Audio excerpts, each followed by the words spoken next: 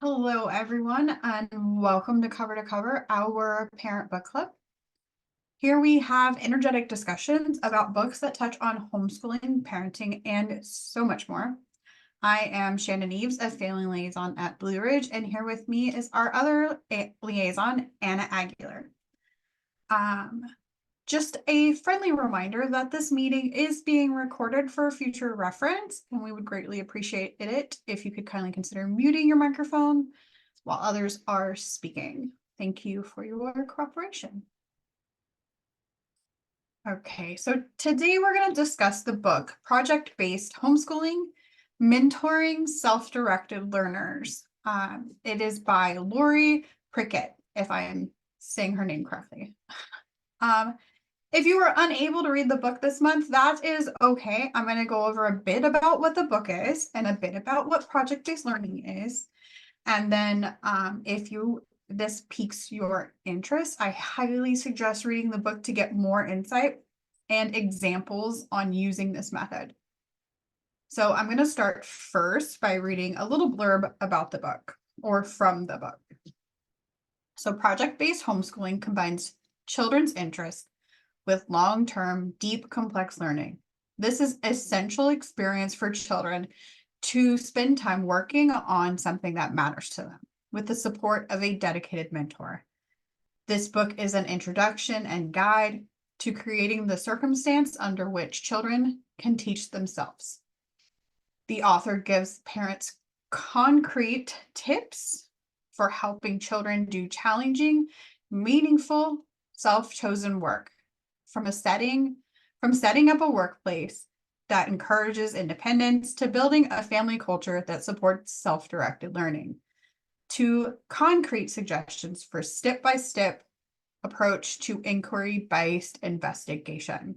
Project-based homeschooling shares techniques for mentoring independence, confident thinkers, and learners. So that's a little bit about the book.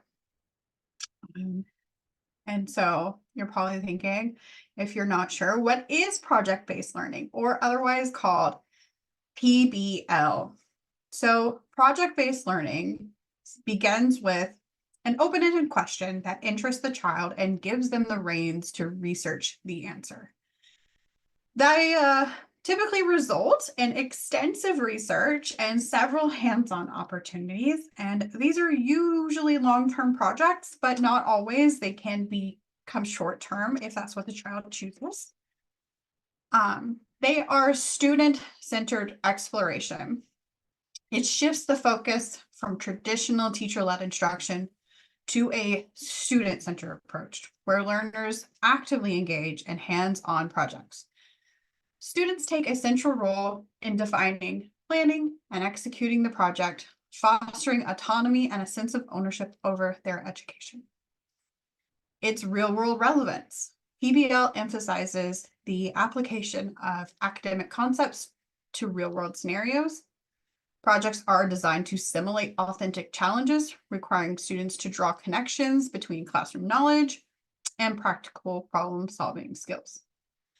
This approach enhances the relevance of learning and prepares students for future challenges. It also has inquiry-based learning. PBL promotes inquiry-based approach, where students pose questions, conduct research, and seek solutions independently or collaboratively. This method encourages curiosity and a natural inclination for exploration, fostering a love for learning and a lifelong skill of inquiry. Critical thinking emphasis. Project-based learning spaces places a strong emphasis on developing critical thinking skills. Students are encouraged to analyze information, solve problems, and make informed decisions within the content of their projects. This focuses on critical thinking, prepares students to navigate complex challenges in both academic and real-world settings. Adaptability and flexibility. PBL is inherently adaptable to various learning styles and paces.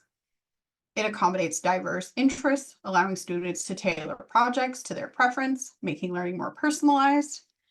The flexibility in project design also enables educators to adjust activities based on their unique needs and progress of individual learners.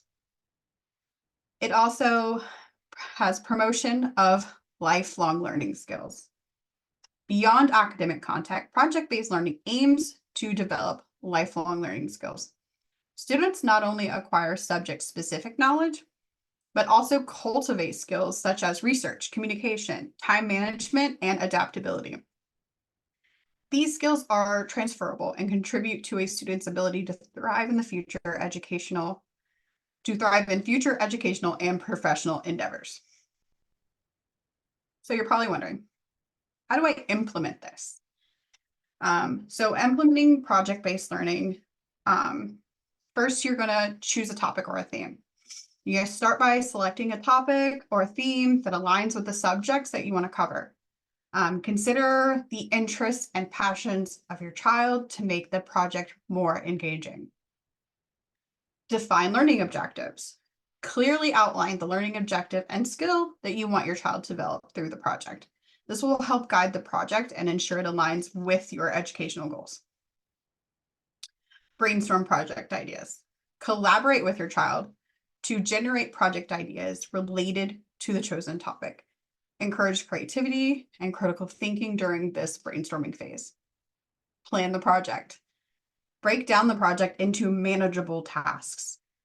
Create a timeline, set milestones, allocate resources. This planning phase helps structure the project and provides a sense of direction. Gather resources. Collect the necessary materials, books, online resources, and other tools needed for the project. This could include search materials, art supplies, or even technology resources. Hands-on exploration. It allows your child to explore the topic through hands-on activities. This might involve conducting experiments, creating models, or engaging in field trips relative to the project. Encourage collaboration. If possible, facilitate collaboration with other homeschooling families or involve family members. Collaboration enhances social skills and provides different perspectives on projects. Document the process. Keep a project journal or portfolio to document the learning process, and this can include written reflections, photos, videos, and other relevant material that showcase the progress and the outcome. Reflect and review. At the end of the project, reflect on the learning experience. Discuss what worked well, what could be improved, and the knowledge gained. This reflection helps in continuous improvement and informs future projects. Showcase the project. Consider organizing a presentation or exhibition to showcase the completed project. This provides the opportunity for your child to share their work and achievement with others. Remember, flexibility is key in project-based learning. Adjust the approach based on your child's learning styles and interests, and be open to adapting the project as it unfolds. The goal is to create a dynamic and engaging learning experience that promotes both academic and life skills. So, before we move on to an open discussion about the book, I do have a few questions so that we can get this discussion started. You're free to answer. You can raise your hand, unmute, talk. You can type it in the chat, whatever you're more comfortable with. So, how have the principles outlined in the book influence or change your current homeschool practices? I'm gonna take a drink, and if anybody wants to chat, feel free.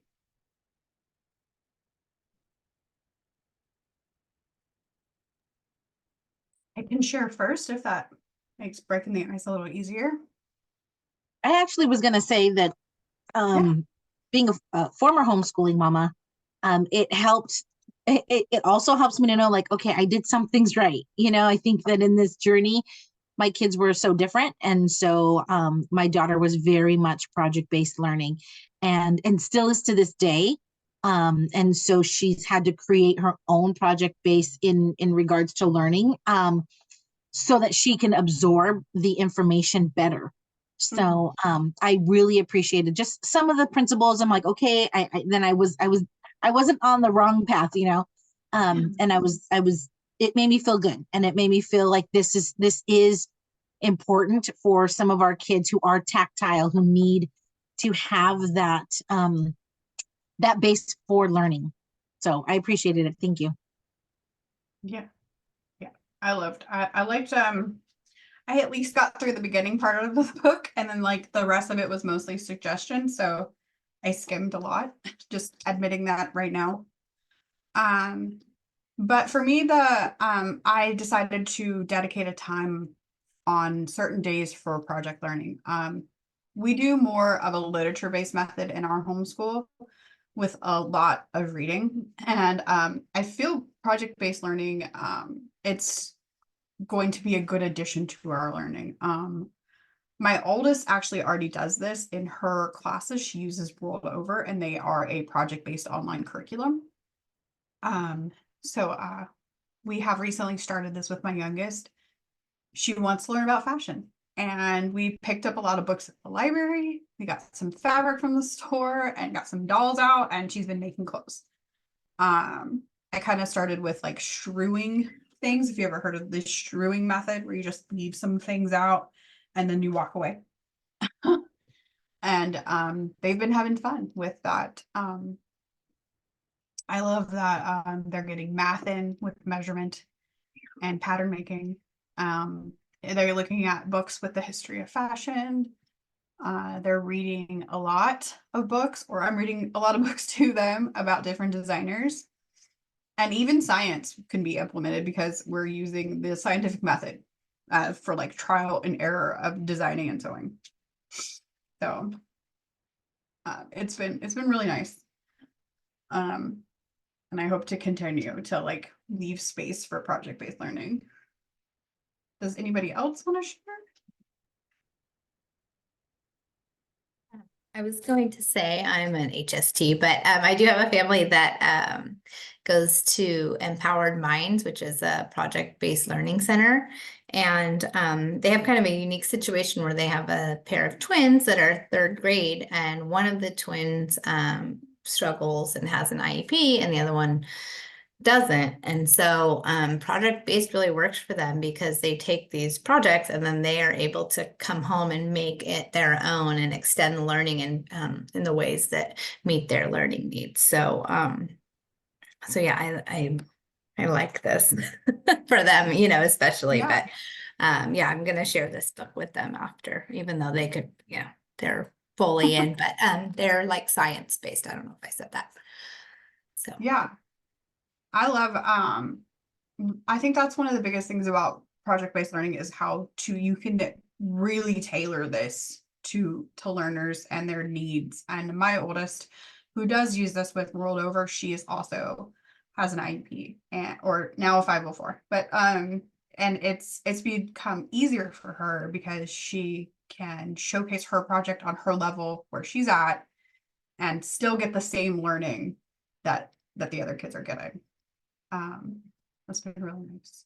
yeah, exactly. Yeah. Like the kids will turn in, you know, different things. And they were just studying like all the parts of a cell, and just to see the way that they turn things in, you know, you can see how it's meeting both of their needs, but they're still both learning all the material, but just in a different way. So I really appreciate seeing the variety and what they can do at their different levels.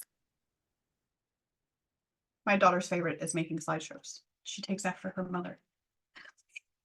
It's cute. My kids were learning about the Roman Empire, and I was so appreciative because this is where like you know, my husband can fit in, because they were talking about the different armor that the both sides would have. And so my husband's like, yeah, let's build a helmet. And out of cardboard they built this helmet, and he was so intense about doing it with them, and they loved it, and they kept it for years. But it was something that they could do together, and I was like, yay, you know, at least finally my husband got to like participate, and it was something that he actually liked doing, you know, cutting and cardboard and carpentry and all of that. That's all up his alley. So it was nice to be able to include my husband in that family learning as well. And then the kids felt like, oh, I get a project with dad. So those things do help. And it's just great to be able to say, okay, here's a gifting that you have. Can you work with them on this? And it proved to be a really good experience. I love how it also teaches them that for them to do the research. As it's right now, I feel like there's a research deficit in the world. And people aren't researching as much as they should be. And it's really helping the kids, making sure that they get that now so that they can still have that later. Okay. Does anybody else want to share? I'll share something. Yeah. I like what you said, Shannon, about just encouraging them to research. I feel like the main thrust of the book was to make learning meaningful, and whatever you do meaningful things, and that children, they need to have some idea of how what they're learning is going to be helpful and useful and effective in life. And I think that was really neat to be thinking about. Some of my families that have had students that just are discouraged with school, or just not, meeting the grade level standards, or just the parents are feeling like, they don't want to do anything. I always encourage them to find out what your kid is interested in, and then do all your homeschooling on horses. Yeah. Or do all your homeschooling on chickens and the life cycle of chickens and everything related to chickens, because your son loves chickens.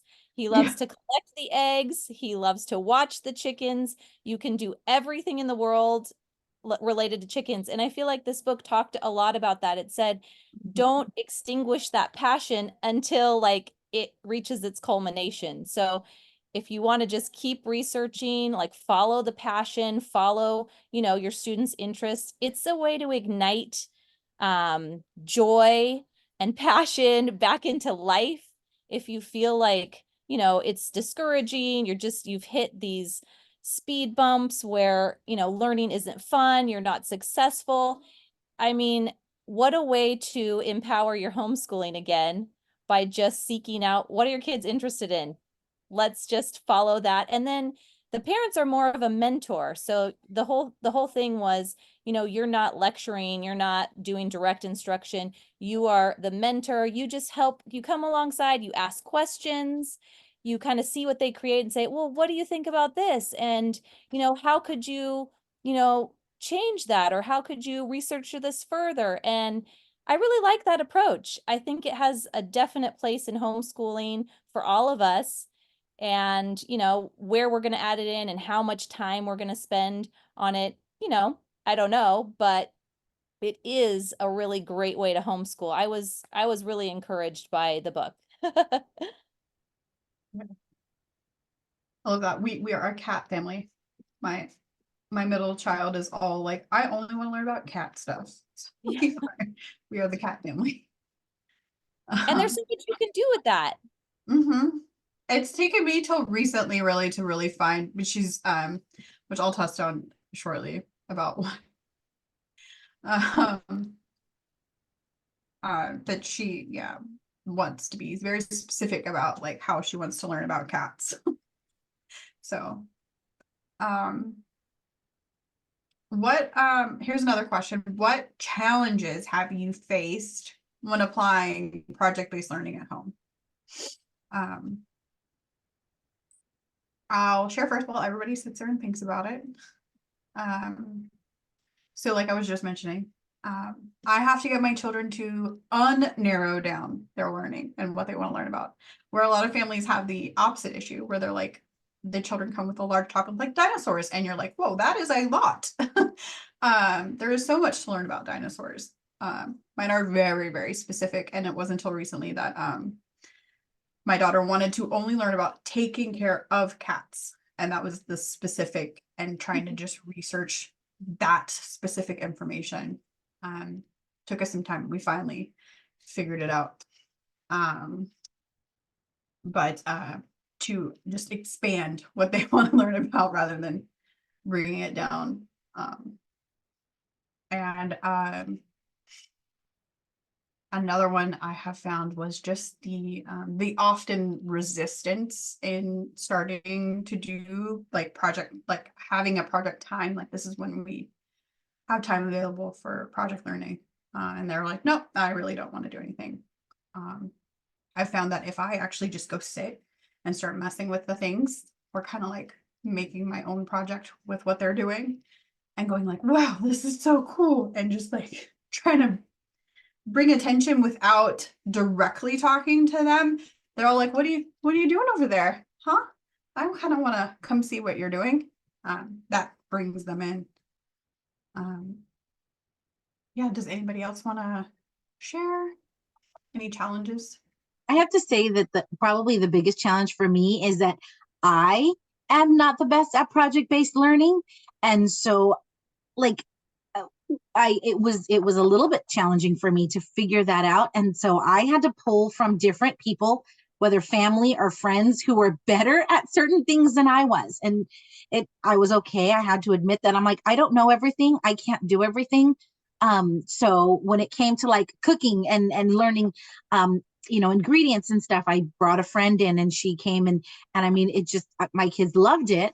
And then also, again, when it came into other more crafty things, like I'm like, don't give me scissors, but that's okay because I'm gifted in other ways. But that was probably the biggest challenge of not being able to be as good as I would have wanted to be. But then I had to reach out and get resources from other people and other friends who were talented in those areas and could like invest in my kids in that way. Yeah, I feel like that's where this book really helped too, with like that, being able to sit back and be like, maybe we need to find you another resource that can help you a little bit better than I could help you. But we're just sitting down next to you along for this ride. Like I'm here to read that if you need me to, but only when you ask me to. Did you want to share, Mindy? Yeah, I had one more thing, and I like what you were doing, Shannon, where you sit alongside your kids and you do it with them. And in the introduction, it says that if your child deserves to learn at his own pace and have his own ideas, so do you. Whatever you champion for your child, make sure you also give to yourself the right to follow your own path, work at your own pace, follow your own interests, make mistakes, and try again. Whatever you want for your children, you are far more likely to help them achieve it if you live it yourself. And I think that was a challenge for me. And it also just gave me the grace to, I can make mistakes. And, if we're going to try this and follow our interests, there's going to be issues. And I'm going to be working at my own pace alongside you, working those things out and finding the resources we need, or just, going along for this journey together. So I think that was one of the biggest challenges, is it's harder for adults to change their mindsets and the way that we were in school and the way we were taught, it deeply affects what we bring to our homeschool. And so we kind of have to shift and say, okay, learning can look different. It doesn't have to look this certain, prescribed way, but this is learning. And we have to tell ourselves, like, this is them making a mess and exploring and observing. This is school. Yeah. And so it's like changing the way we think. Yeah. I actually have a tool that I wanted to share that helps with that. It's called learningcorner.co, if you can see this. I'll blow it up. And it has several tools on here, and this one that I love called Subject Explorer. It's discovering your students' learning, and you can say things like, let's say, created clothing, if I could spell, for dolls. I don't know. And then we can pick the age. I'm gonna say about 8. That's like between my kids. And you can pick a subject. Let's say science. Did they learn any science when they were creating clothes? and that it can breaks it down for you, and it's like understanding fabrics and textiles, and appropriate materials, developing the knowledge of color through coordinating different fabrics, enhancing problem solving skills, exploring heat transfer and concepts. It gave me one earlier about that they were using the scientific method by process of like creating clothes that maybe didn't fit and then having to do it all over again. It also gives you tips to further this learning and book recommendations, which are also fabulous. That's But this cool. can help us like leave that, like maybe they weren't learning like playing with Legos. How does that give you science for Legos? And it develops the understanding of engineering principles by building structures. So like it can help us see that the educational value and what the children are doing. And it can help give you more tips and book recommendations as well. That's Um, awesome. I just saved that on my on my It's a computer. really awesome. There's also a lesson planner. There's a brainstorm. So like when you're brainstorming ideas with your children for their next projects, you can use that as well. There's field trip ideas, and you just type in, my kids wanted to learn about cats. And we live in Lancaster. Where can I get field trips? Oh, look, the cat house, or this little Homes Forever Foundation. That is Yeah, awesome. That's really you can cool. save those. There's also a quiz creator if you're interested in that. And there's like color pages and storytelling. There's a lot of really cool, interesting things on here. I love that subject creator.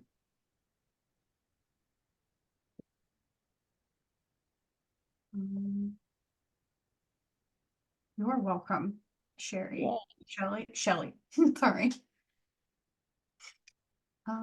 Okay.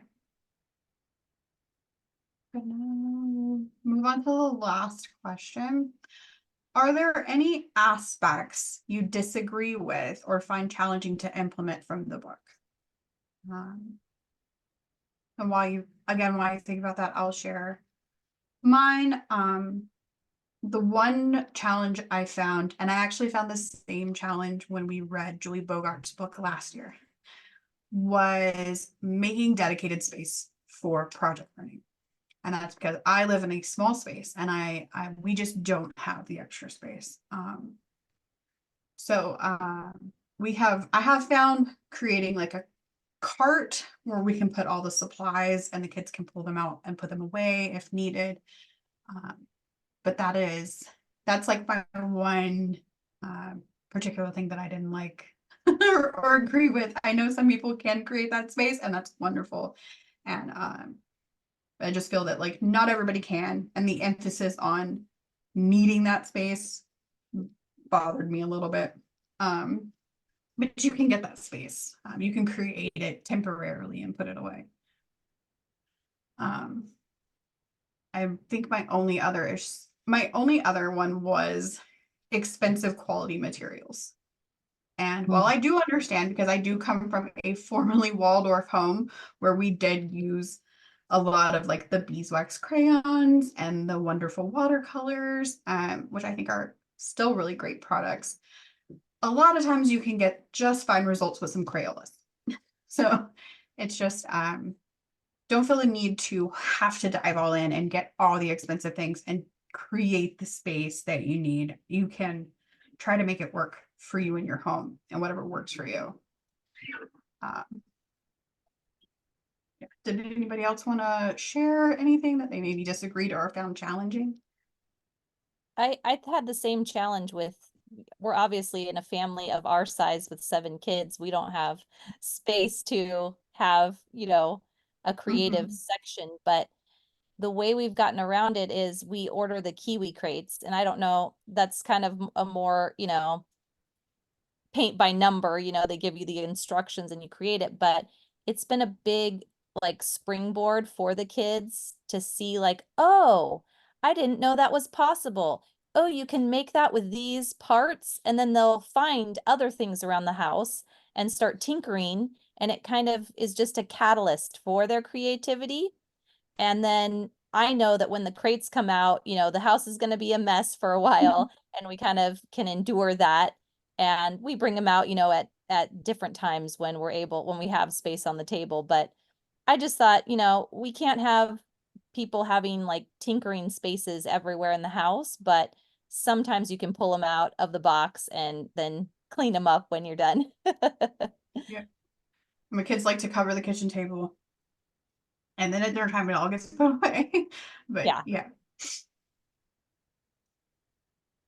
We love our kiwi crates too. And the radish crates. Radish, those are fun too. I haven't tried those. What are those?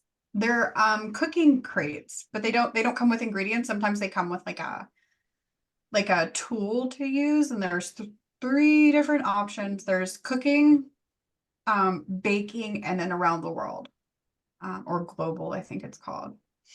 And we have the baking and cooking. They're really nice. They come with 3 different recipes that you would go they give you a grocery list when you go shopping for them. They give you all the instructions laid out like a child would need, with pictures, and follow the instructions along. There's also lessons in each of them, and they on their website have homeschool lessons to go along with each month's box as well. That's cool. Yeah, And my I daughter love the those. tools that we get. Yeah, my daughter loved it because then we'd go to the store and she'd use those little mini shopping carts that they had, and she's like, "Okay, I'm doing my stuff," and I'm like, "Okay." That's so cute. Okay. Well, before we open, does anybody else want to share a challenge? So before we go to open discussion, I wanted to say thank you for attending, and I'm going to put this link in the chat. We would love it if you would fill out our feedback survey. It helps us know, it's instrumental in helping us enhance our future events and better cater to the needs of the community and the school.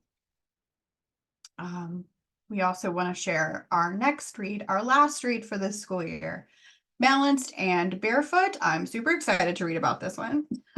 I've heard really good things.